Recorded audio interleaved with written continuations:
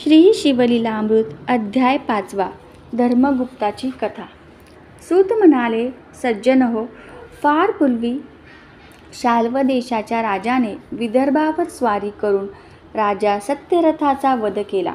हे कळताच सत्यरथाच्या गरोदर पत्नीने अरण्य गाठले। तेथे एका मुलाला जन्म देऊन ती पाणी पिण्यासाठी एका सरोवरापाशी गेली असता तेथील एका मगरीने तिचा घात केला।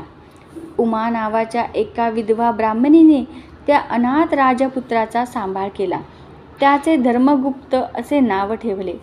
आपला मुलगा शुचिर्वत याच्याबरोबर त्यालाही प्रेमाने वाढवले।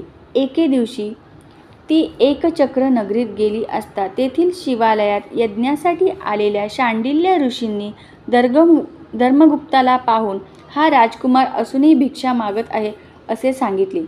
तेव्हा उमेने धर्मगुप्ताची माहिती विचारली असता शांडिल्य ऋषी म्हणाले, याचा पिता विदर्भ नरेश सत्यरथ हा प्रदोषसमयीच शिवपूजा सोडून युद्धास गेल्याने अल्पायुषी ठरला।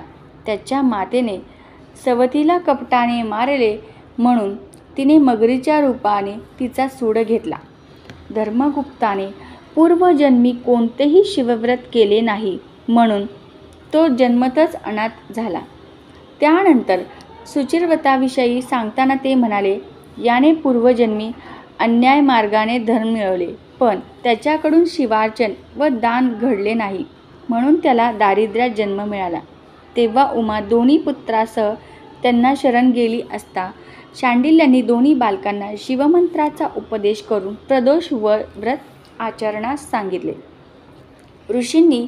ऋषींच्या आज्ञेने धर्मगुप्त व शुचिर्वत प्रदोष व्रत करीत असता 4 महिन्यांनी शुचिव्रताला नदीकाठी कोसळलेल्या दरडीमध्ये सुवर्णमोहरांचा हंडा सापडला आणि त्याचे दारिद्र्य सरले।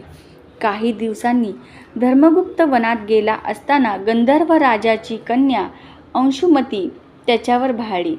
आपल्या कन्येचे मनोगत जाणून गंधर्व राजाने तिचा धर्मगुप्ताशी विवाह करून दिला। त्याला अपार धन आणि सेना दिली। त्या सैन्य बलावर शाल्वाला मारून धर्मगुप्ताने आपल्या पित्याचे राज्य परत मिळवले। त्याने शांडिल्यांचा मोठा सन्मान केला। पुढे अनेक वर्ष राज्य करून त्याने आपला पुत्र सुदत्त याला गादीवर बसवले आणि दिव्य विमानात बसून तो अंशुमती सह शिवलोकी गेला।